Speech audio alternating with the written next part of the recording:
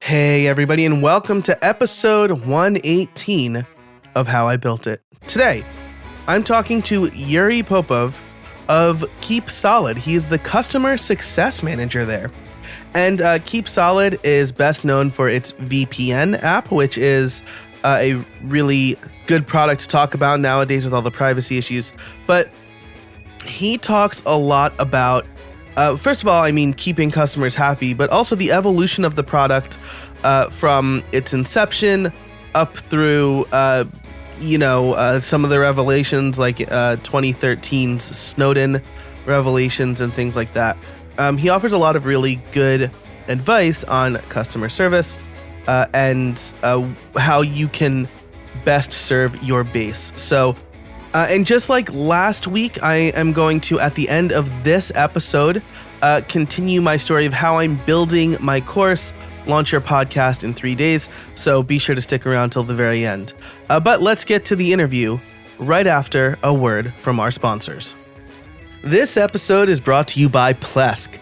Do you spend too much time doing server admin work and not enough time building websites? Plesk helps you manage servers, websites, and customers in one dashboard, helping you do those tasks up to 10 times faster than manually coding everything. And let me tell you, I recently checked out their new and improved WordPress toolkit, and I was super impressed by how easy it was to spin up new WordPress sites, clone sites, and even manage multiple updates to themes and plugins. With the click of one button, I was able to update all of my WordPress sites. I was, again, incredibly impressed by how great their WordPress toolkit is. You can learn more and try Plesk for free at plesk.com/build. That's plesk.com/build. Today, my guest is Yuriy Popov, the customer success manager at KeepSolid. Yuriy, how are you today? Hi, Joe. Thanks. I'm fine. And thanks for having me on your show. Oh, my pleasure. Thanks for coming on the show. I appreciate your time. So we're going to be talking about exactly what KeepSolid is and a little bit about the VPN market in general, right? So why don't you tell us a little bit about KeepSolid and what you do? Yeah, sure. So the KeepSolid is an IT company. We create security and productivity solutions for businesses and personal use. Currently, we have some 7 products in our portfolio. For example, the recent releases are the electronic signature app KeepSolid Sign and the app for strategic planning Roadmap Planner. However, we are mostly known for our flagship product, which is KeepSolid VPN Unlimited, and it already has over 10 million users worldwide. To be more specific, VPN Unlimited is a security solution that creates an encrypted tunnel and all users' data travels through it, which means that all data that the user sends or receives is hidden and protected from hackers, sniffers, spies, and etc. This so-called tunnel is established between the user's device and one of VPN Unlimited servers that are located in more than 70 regions around the globe. And thanks to the variety of those servers, the app also helps to hide your geographic location and IP address, which is useful when you want to surf the web without any restrictions or limits. Basically, it doesn't matter where you are on a business trip or vacation. Using the VPN Unlimited, you will have access to your favorite web resources, even in regions with strict internet censorship, like China or Russia or United Arab Emirates. But Gotcha. But speaking of the beginning of our history, actually VPN Unlimited was not the product we started with.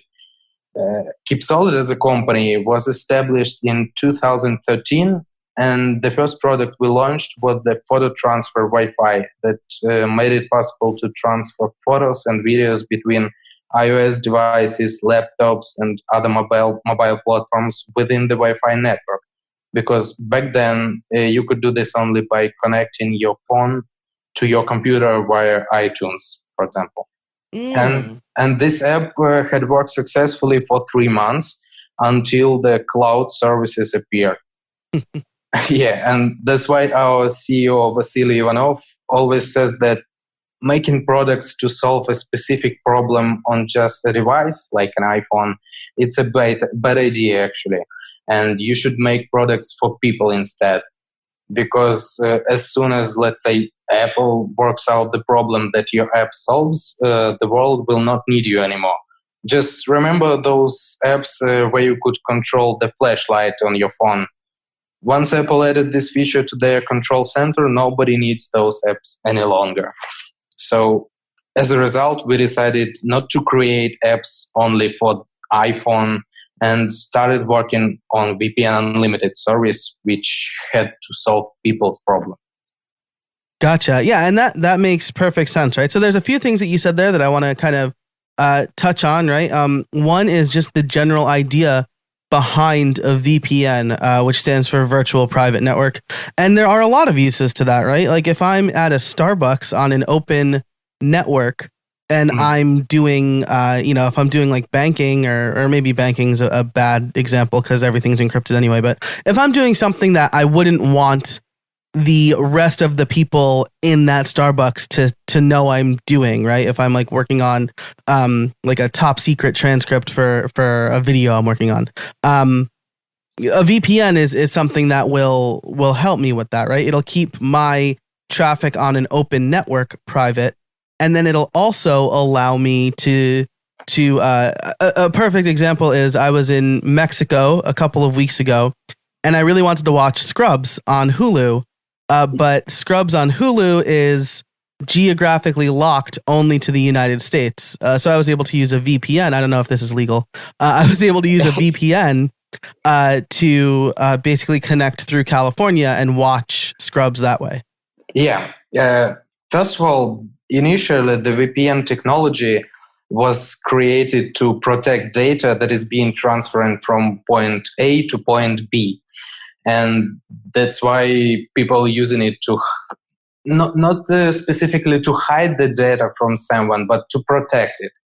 So when you're, like you said, in a Starbucks and, for example, want to make some online payments and entering your credit card details on the web page, you definitely want to keep this data protected. That's why you need to use VPNs. And as for streaming services, the VPN services as they are right now, with the VPN servers located in different countries, work like proxy servers. So you get the IP address from a country that you are not actually in. So you can get access to some web resources that are not allowed from your real location. Gotcha. Yeah, absolutely. And so there are a lot of different there are a lot of different applications for a VPN. This is especially useful if you're using a website that doesn't use HTTPS or something like that. But the other thing that I wanted to touch on was the fact that your founder and CEO said making products to solve a single problem on a single platform is a bad idea. And I think that's such a great point to make because we've seen it time and time again with Apple, right? Apple adds features from popular apps, either because they think they can do it better or they like the fact that somebody else has done it, and they want to integrate it themselves. And Apple's not the only one, right? Other companies do that too. And so, right, you shouldn't hinge your entire business on this thing that the native platform can do, probably quickly and cheaply. Yeah, you're right. Gotcha. So when that happened, your app was great for a few months, and then Apple rolled out their own version of it. And you decided to do a VPN. What kind of research went into this idea? What made you want to do a VPN? Well, remember 2013, it was a year of Snowden revelations. And at that time, the world became extremely concerned about government surveillance programs and private data protection. So it was obvious that VPNs were on the rise, and we just thought, why not to take part in this race? The initial research we made was quite simple, actually. We analyzed the actual competitors and saw that most of them were taking money for traffic or connection speed. So like offering the service with some limitations. And we decided not to limit anything in our app, but to take money for a subscription to the service, hence the name Unlimited, because we limited neither traffic nor bandwidth. And Gotcha. we launched VPN Unlimited on iOS with only 2 VPN servers available. And in less than 1 year, the user base grew up significantly, and the app became a flagship in our product company portfolio. As of 2013, I believe VPN Unlimited was among a few VPNs that limited neither traffic nor bandwidth. And by the way, I've started my career at KeepSolid as a customer service representative, actually. And I clearly remember how quickly we went from servicing 20 customers per day to 4,000 customers in just 1 year. So Wow. the changes we made brought us a huge success. Gotcha. Yeah. So I'm actually very keen to learn about how you scaled that up, and perhaps we could talk about that in the title question. How did you build up your customer service flow? But I do, during the research phase of this interview, I do want to ask you about something that you mentioned in kind of the pre-interview, or we talked about in the pre-interview. And that was discovering fake VPNs in the App Store, right? Because by virtue of the technology, a VPN is something that is grabbing all your traffic essentially and doing something with it, right? It's taking everything that you're sending from your machine, sending it to a proxy server before it goes off to its final destination. And so there can be a big security risk there, right? Where somebody could be hijacking your data. Is that what you were finding in the App Store? That's. I'm not think it's like a security risk, but it can play a bad thing for your reputation. Of course, we have came across a few fake VPNs in our practice. The point is, some guys developed a VPN service that looked exactly like ours and uploaded it to the App Store. They even made it similar to ours as possible. Same colors, nearly the same logo, and the same name was, the same words were used in their name, like VPN Unlimited, but they changed their order in some ways. And they even used our customer support email as their contact. So at some point, Wow. At some point, our customer support started receiving a bunch of complaints from our supposed clients. And they were like, your service is bad, it doesn't match the description, and etc. They were complaining for the service that was not provided by us. And we actually quickly investigated the situation, identified our clones, and filed a complaint to App Store. And after a while, these VPNs were removed from the store. However, Joe, such cases still happen from time to time. So we stay alert. Yeah. So, what advice could you offer to people who, is there a way that I could, if I'm looking for your app in the App Store, if I could properly vet it and make sure that it is the right app? The thing is that if you're, let's say, like famous and well-known product, you should expect that someone will try to use your reputation and just monitor the market and just Gotcha. keep the situation. Gotcha. So it's really up to the app maker to make sure, once they get to a certain size, that no one's trying to kind of hijack their app and hijack their users. Yeah, right. Gotcha. And so it sounds like, and this will kind of be the last line of questioning, the last question in this line of questioning. It sounds like you discovered this because they used your customer support address. And so somebody emailed you and said, hey, I'm having a problem with this app, and you discovered it that way? Yeah, that was the main signal for us. We were just like, one day we start getting a lot of complaints, and we just started to find out what happened and discovered that there is another app on the App Store that looks like ours, just almost the same. Gotcha. Cool. Well, thanks for that information. That's really interesting to me. I think we see a lot of that going around now, and I'm primarily in the WordPress space, and so you see people taking open source code and repackaging it as their own or selling it for very cheaply. And so I know a lot of developers who listen to this can relate to the problems that you're seeing as well. So it's not only happens in IT. I mean, like there are a lot of fakes of Nike, Adidas, and I think we can find such cases in every market domain. Yeah, absolutely. You'll see the fake, like the Louis Vuitton where it's like a W instead of a V or something. That's exactly what I mean. Cool. So something else that you mentioned was you remember when you went from like 25 customers to like 4,000 over the course of a year. And now you said you have some order of magnitude more than that, right? Yeah. So what was it like? Like, as I ask, how did you build it, right?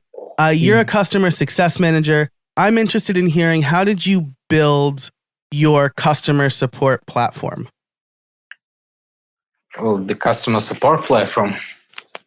Or like, how did you scale up your customer support? When we started 5 years ago, the team was very small. And like when I joined the team, there were only 2 customer representatives. And because of the small amount of customers at that days. But when we started to notice that the amount of our users is growing, we just like started to grow our support team.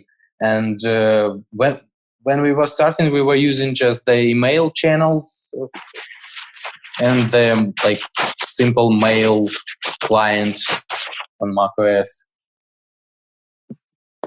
And after that, when there appeared a lot of channels that customers could use to contact us, we started trying different platforms to receive customer feedbacks and other things.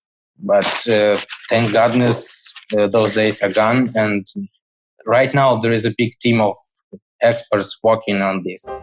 This episode is brought to you by Pantheon. Starting a new project? Looking for a better hosting platform? Pantheon is an integrated set of tools to build, launch, and run websites. Get high-performance hosting for your WordPress sites, plus a comprehensive toolkit to supercharge your team and help you launch faster. On Pantheon, you get expert support from real developers, best-in-class security, and the most innovative technology to host and manage your websites. You can sign up a new site in minutes with a free account. You only pay when it goes live. That is my second favorite feature to Pantheon, only to the easy ability to create dev, staging, and live servers and push to GitHub. It's very easy to set those things up on Pantheon. So you can head over to pantheon.io today, again, to set up a free account. Pay only when it goes live. Thanks so much to Pantheon for their support of this episode and this season of How I Built It. Are you using any specific tools to help you manage a bigger support team? Help Scout is popular in the WordPress space. Is there something else that you use? Yeah, actually, our customer support team uses Zendesk platform to collect all the requests from users from different channels, like from emails, Facebook pages, Instagram, Twitter, and others. Wow. So does Zendesk do that automatically? Like you connect your social channels and then it pulls in support requests? Or is somebody actually like checking these and then putting them in Zendesk for the support team? No, everything is being made automatically. You just at the very start, you integrate all your accounts within the Zendesk. I mean, your Facebook, Twitter, and other channels. And then all the requests going from these different channels, they're being collected in a single queue. And you can just answer all the requests going from different channels just one by one in a single queue. That's much more convenient than using just an email.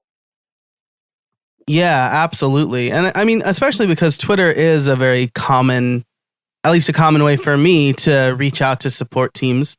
And, if I can't find the normal channel, or if like the normal channel isn't working, I've been in a situation where I've emailed a company and 3 weeks goes by with no words, with like no response. And then I'll tweet them once and they respond more quickly. So it's great that you have a tool that can kind of make sure it all gets aggregated into one place. Yeah, we actually just trying to utilize as many incoming channels as we can, just to make sure that people will anyway get in touch with us.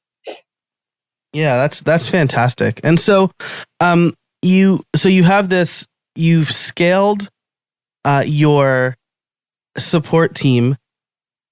Was scaling the app similar? As you built out the VPN or the VPN app, is that as reliant on like a bunch of concurrent traffic as say a website, or were you just like super happy to see like, oh, millions of people are using this VPN now? No, we just, of course, we were happy to see that there were so many people interested in our product, but we were understanding that we now had to work harder, like to serve all of them. Gotcha. Cool. And as we kind of approach, as we kind of talk through the rest of this interview, is there anything more that you want to say about how you built out the app itself? Did you, as the customer success manager and being on customer support, did you work closely with the development team to fix bugs, to add features and things like that? Yeah. I mean, in our company, we think that the developers and QA team should work closely together, because there are a lot of things they can discuss just sitting next to each other, and that's very beneficial for both of them, for both those departments. Yeah, absolutely. And was there a feature that got rolled out that you were excited to see because you knew that it was a strain on the customer support area? Actually, there were a lot of features, and as a customer-centric company, we always listen to requests from our users, and we think that they are best advisors to us. We pay attention to all the feedbacks we receive, and if some of our users' wishes or complaints coincide, that's an indication for us that the app is missing a key element or needs an update. And that's actually how our trusted networks feature appeared, which allows people to whitelist some Wi-Fi connection that they think absolutely secure, and where they don't need the VPN connection to be enabled. Or another example is streaming services. They occupy a special place among the requests we receive from our users, like Netflix and others. Remember when Netflix announced a crackdown on VPNs? Yes. Yeah, the many VPN services have given up on fighting against the streaming giant. And we also face this issue. But today we are happy to say we overcame it. And even though it is a cat and mouse game, the good news is that we now provide access to the biggest streaming services like Netflix, Hulu, BBC iPlayer, and others. Just to summarize, we measure customer satisfaction and sometimes frustration every time we update the app. Of course, it's impossible to implement all the suggestions and address all the concerns we receive, but really good ideas and requests from users are always highly ranked on our list of plans. Yeah, that's fantastic. And I'll say, like, I'm very happy to hear about the streaming services that you were able to come up with a solution for that, because it's I understand why Netflix would do it, right? They have certain deals with the content creators that maybe you're only allowed to stream this content. But as a US citizen, if I'm traveling somewhere and I want to watch content that I would normally have access to because I'm in the United States 99.9% of the time, it would be nice to be able to access that. Or like when I was in Mexico for the Major League Baseball playoffs, right? And I really wanted to watch that game. A VPN helped me watch the game, which I wasn't, the Yankee game specifically. I wasn't able to watch the Yankees any other way besides through the help of a VPN, which is nice to be able to do that. Yeah, you're right. And, I can slightly understand that, for example, Chinese government due to their people and doesn't allow to access Facebook. But when an American guy travels to China and cannot access his favorite Netflix show or Facebook page, that's not the right thing, and that's where the VPN can help. Yeah, absolutely. And so while we're wrapping up this section, I do want to ask. I guess it was earlier this year, as we record this, as 2018. I don't know how familiar you are with United States politics. I don't know if you're located in the U.S. I'm actually try to stay away from politics. That's smart. But the FCC here in the United States, or the FCC, right, in the United States, ruled to kind of repeal net neutrality. That's like a hot button issue. And I know that right around the time that happened, VPNs got very popular. Did you notice an uptick in sales or downloads or anything like that because of net neutrality? Yeah, and this is not the only case, actually. Every time when in USA or in Brazil, when they block the WhatsApp, we notice a significant rise of the registration in our system. Just when people are not allowed to do something, they're trying to find some ways to bypass it. Right. Yeah. When something happens in the news and people think they're going to lose something they have, they go through the channels they need to. So cool. Very cool. Well, as we wind down this interview, I do want to ask you, this is kind of like a question that has like two sides of the same coin. What's one of the major transformations that VPN Unlimited went through, and what are that you like or that you're really proud of, and what are your plans for the future? The major transformations, I cannot say that VPN Unlimited transformed into something different.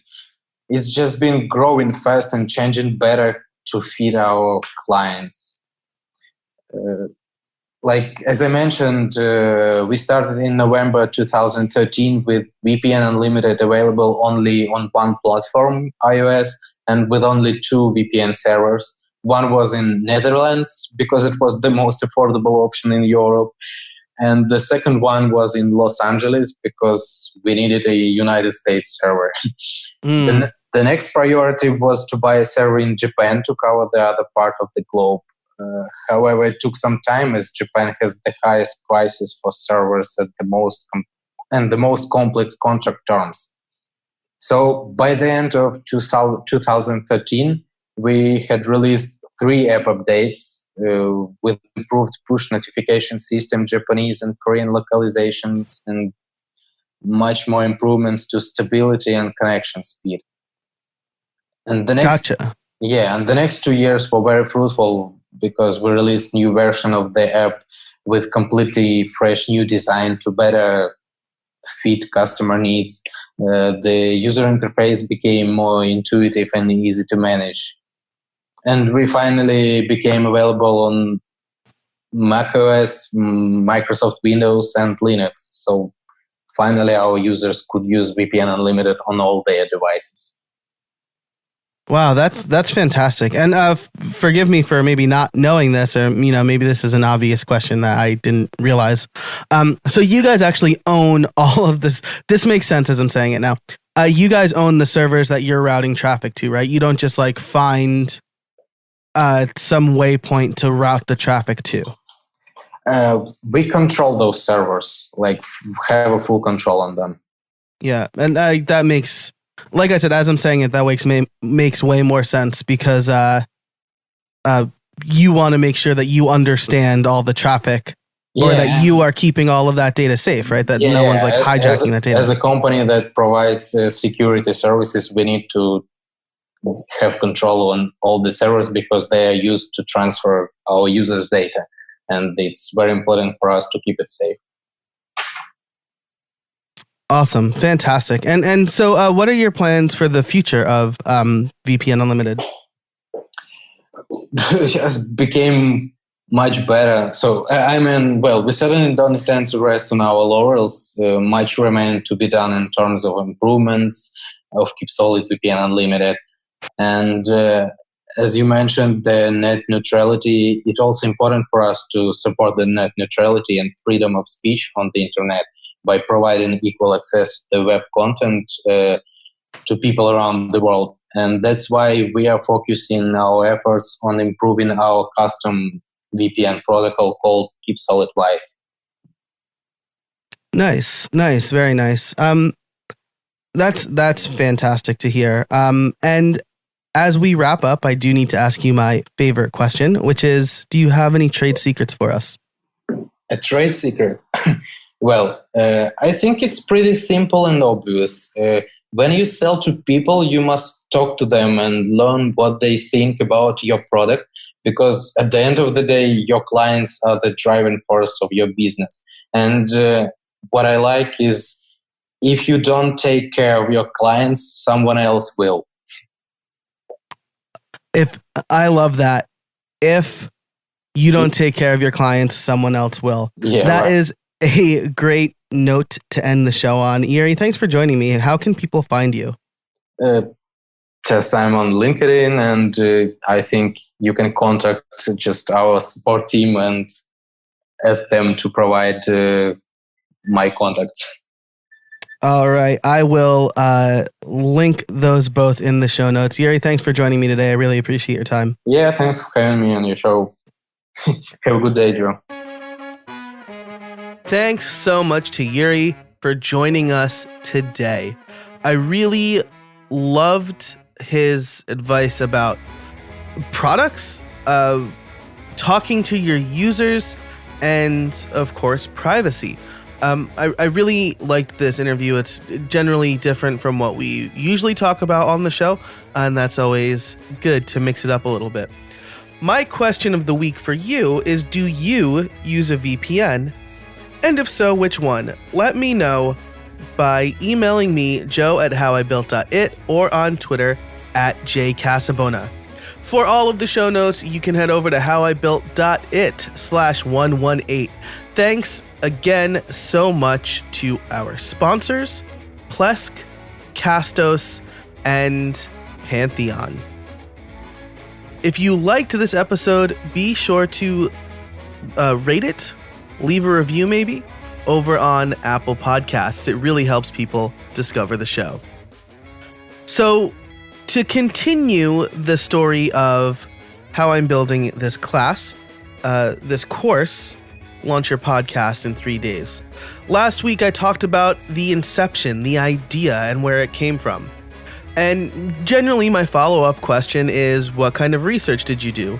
Well, let me tell you, I did not do much research. I already know how to make a podcast website. I figured the few conversations I had at Podcast Movement were good enough for me to build out this idea, and I talked to a few other people in the space who might help promote it. But after I built the course, I realized I didn't do a very good job of building authority or buzz around the course.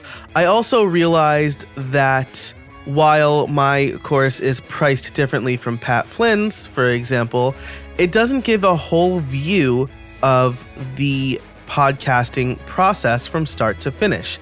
It takes this one thing and teaches people how to do that. And that's maybe too small of a niche because people are basically coming in midstream. And my target was podcasters and not freelancers who need to build podcast websites. So with that, I had more conversations with folks, people who decided not to buy the course. I got some feedback that it was too expensive.